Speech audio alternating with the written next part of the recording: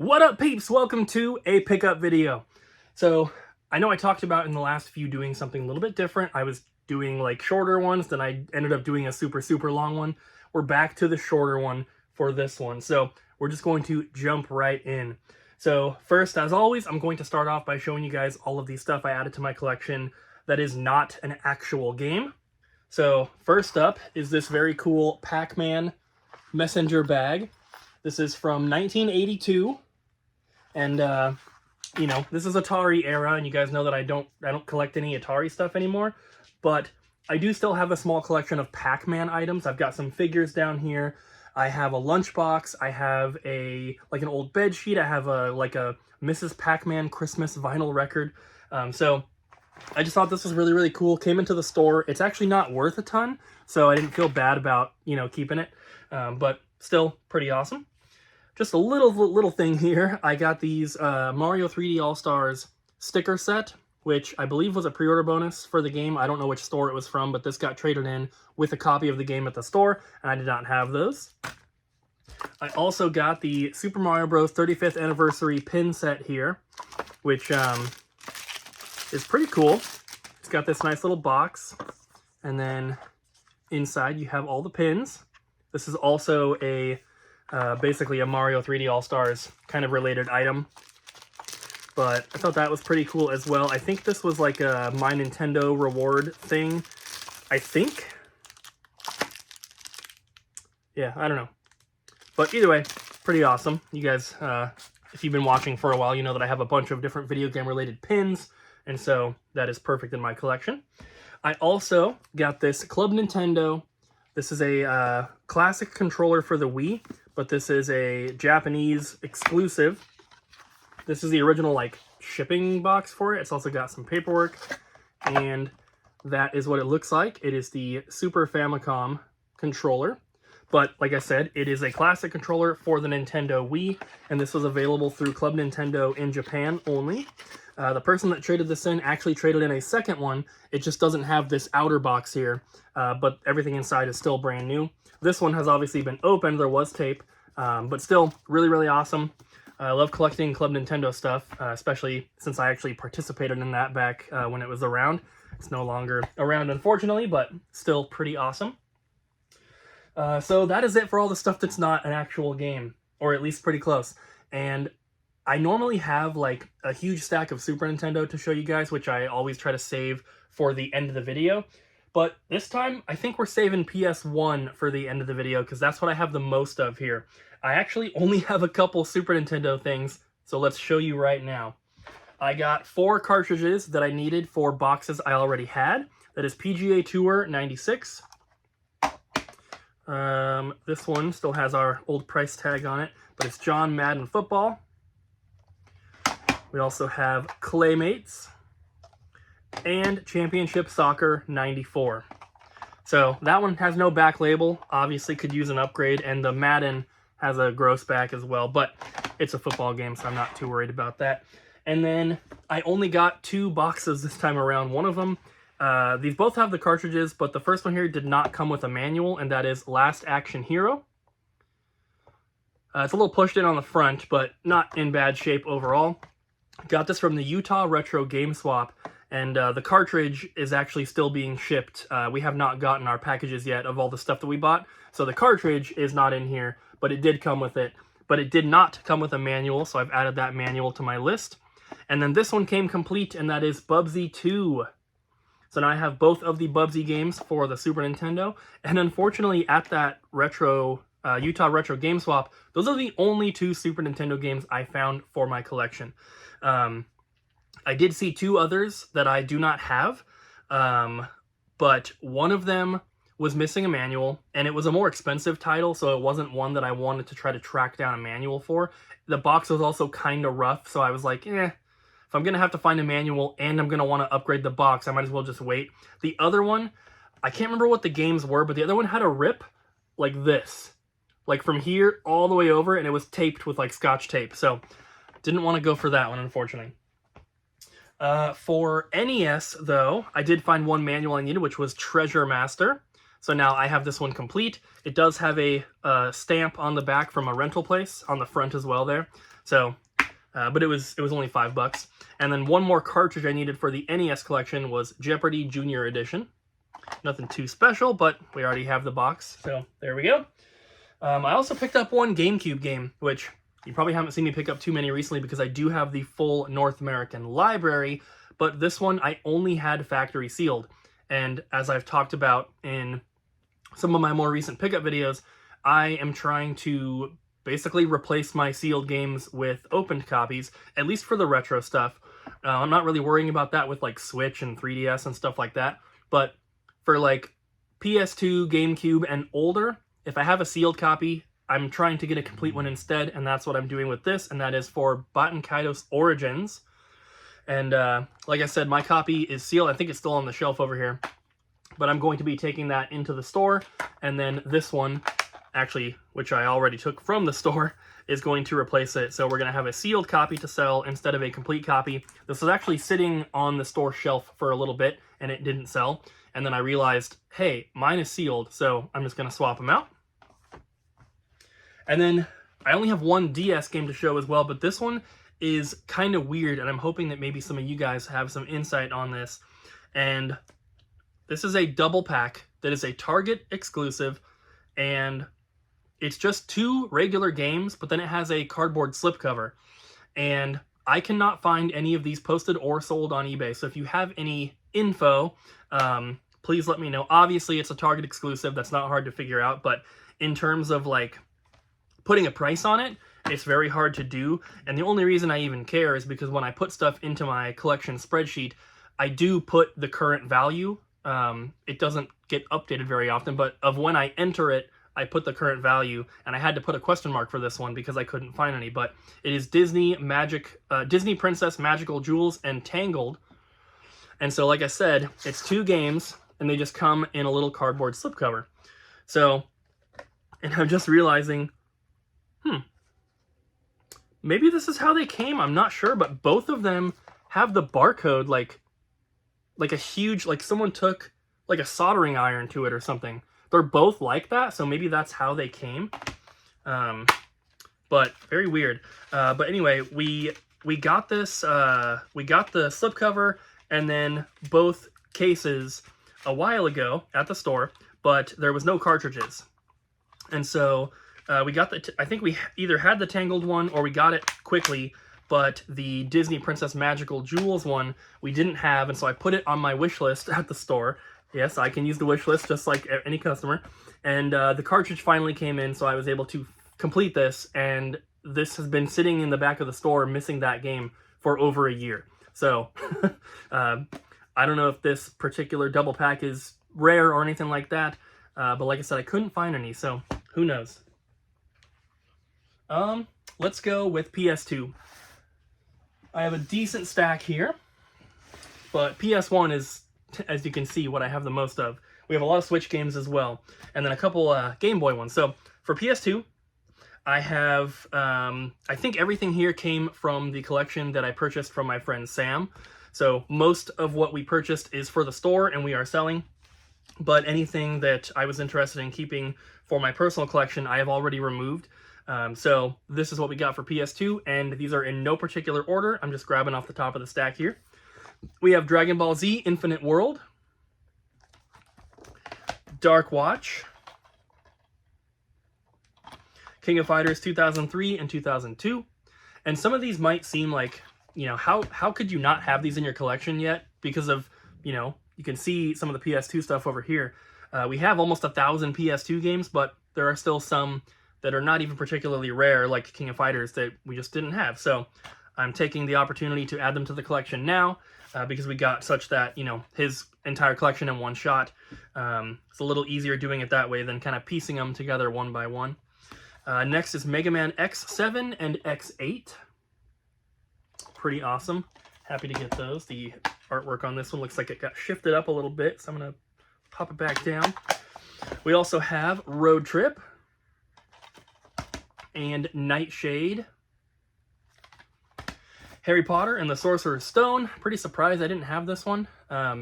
Pretty much every Harry Potter game is pretty cheap except for Sorcerer's Stone. and it is expensive on PS2, GameCube, and Xbox. It's not very expensive on Game Boy Advance or PS1, but for those consoles it is for some reason. Not really sure why. Then we have Ghost in the Shell Standalone Complex, Castlevania Curse of Darkness,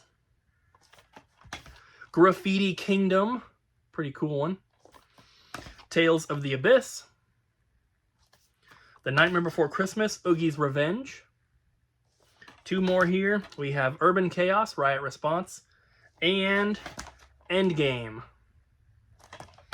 So, like I said, nothing too rare in there, but a lot of uncommon titles and just stuff that for some reason we didn't have in the collection yet. Let's go to Nintendo Switch because there is a lot. So, there always is a lot because we buy a lot of Nintendo Switch games for the store, and anytime we are buying from a distributor, if we're getting a game that I don't have in the collection, I always order one extra to keep. So, that's where the majority of these have come from.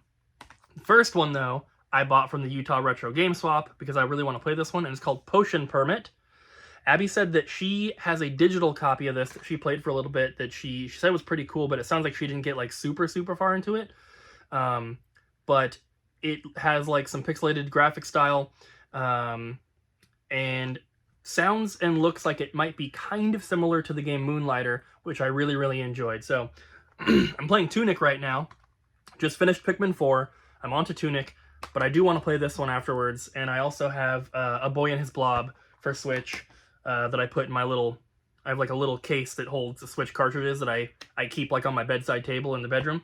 And I put the games in there that I'm planning on playing. So actually, before I forget, I'm going to take that one, put that in my pocket, and I'll put it in there later. Continuing on, we have Saints Row the Third, the full package, and Saints Row 4 re-elected. We have Bayonetta and Bayonetta 2. And then here's the one I was just talking about, Boy and His Blob. So that cartridge is not in there because, like I said, it's on my bedside table. But I think this one looks really cool. I've never played the NES game, but I do I understand that there's like a special mechanic to the game where you feed the blob different things and he has different abilities. I think that sounds pretty cool. Sounds pretty advanced for an NES game. So the Switch remake can only be better, right? So I think it looks really cool from the back of the box. I think that mechanic sounds really fun to play with. So definitely going to be checking that one out.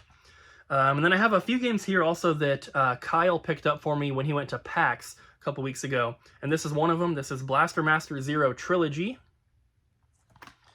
Also, Valis, the Phantasm Soldier Collection 2.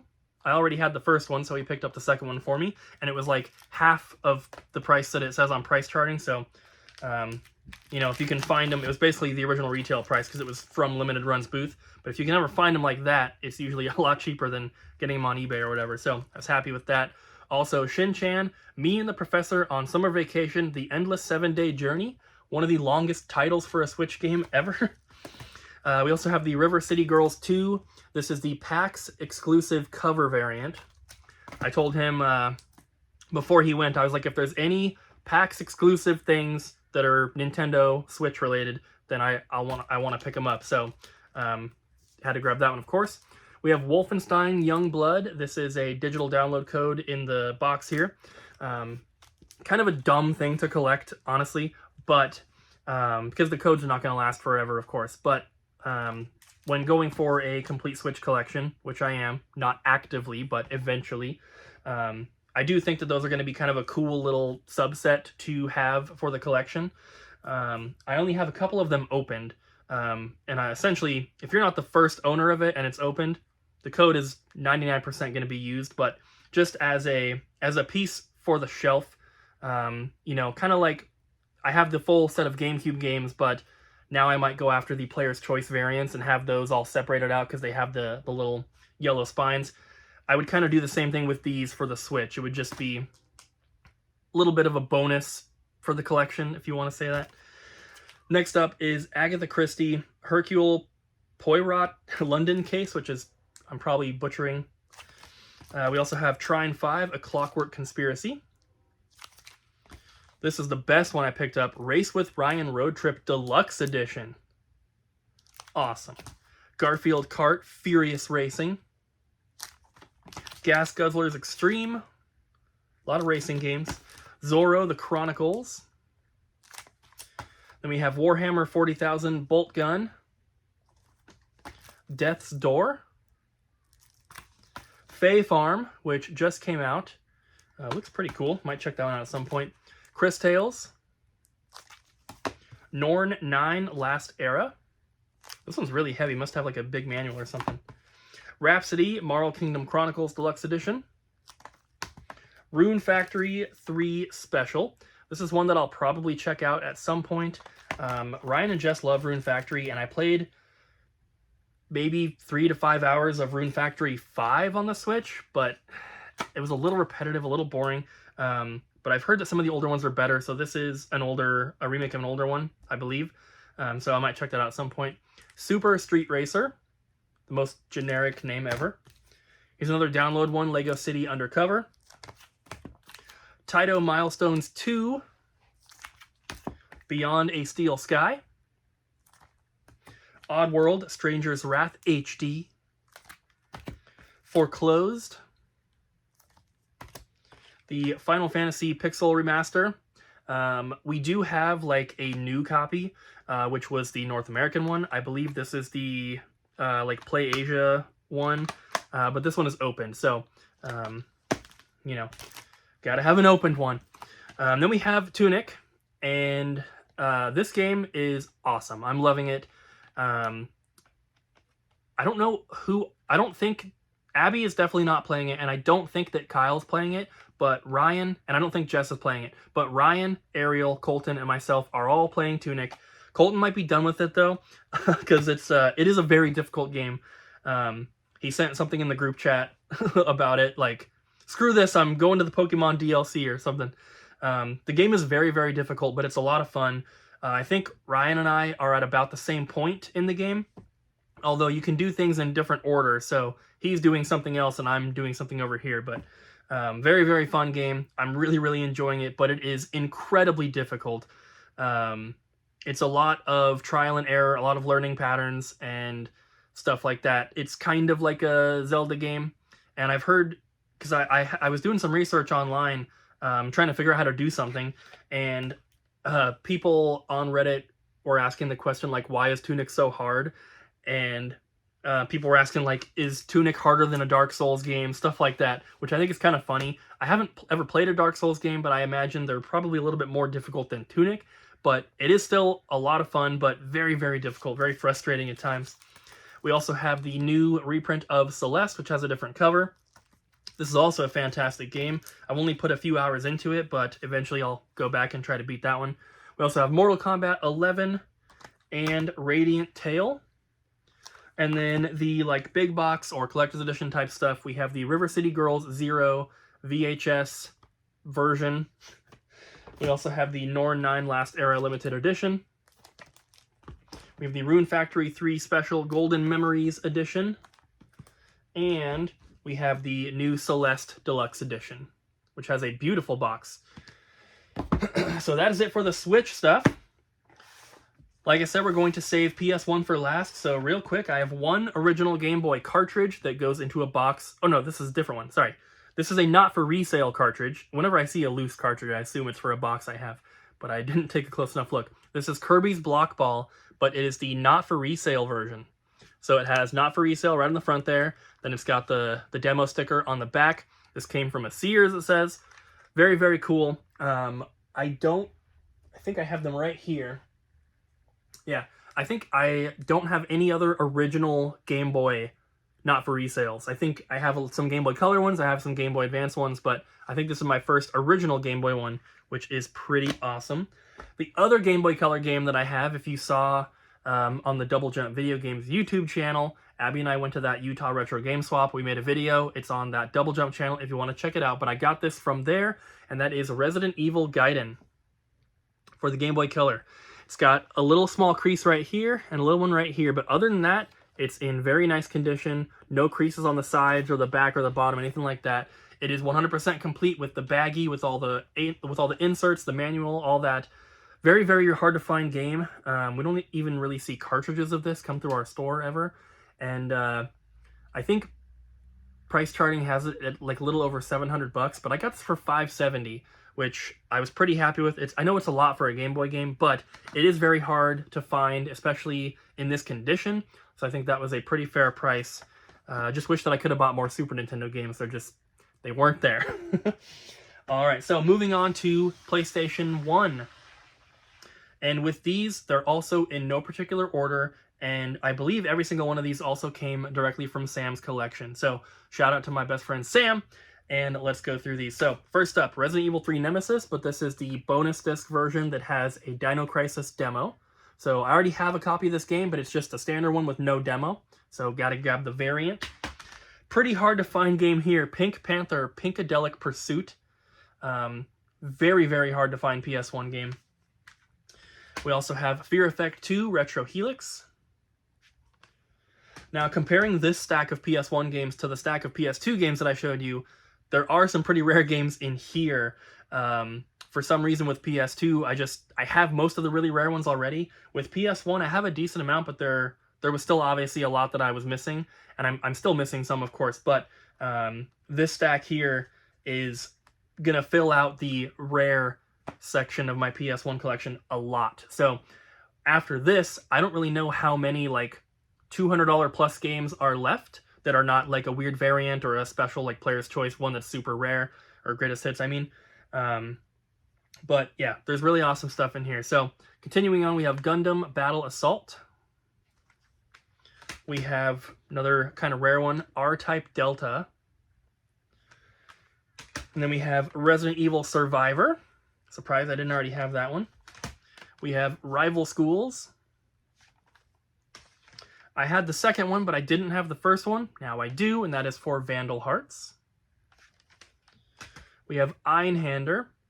And some of these I'm really surprised I did not have, because I'm not focusing on PS1 right now. I'm focusing on Super Nintendo. So my PS1 collection, I have just gotten games as I've gotten them. You know, if a game gets traded into the store that's particularly rare, or a game I haven't heard of before, I'll add it to the collection. But I haven't really like gone out of my way to collect PS1 yet. I'm going to. But some of these I am still surprised that I didn't have, like Einhander. It's not a super, super rare game, but it is a pretty uncommon one. It's kind of expensive, and you know, we've had this game come to the store multiple times, so I'm just surprised that I never added one to the collection until now. Next up, we have Darkstalkers 3 and Darkstalkers The Night Warriors. Another pretty hard to find one, The Crow City of Angels.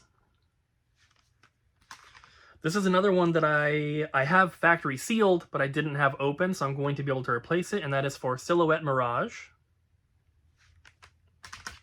Then we have Gundam Battle Assault 2.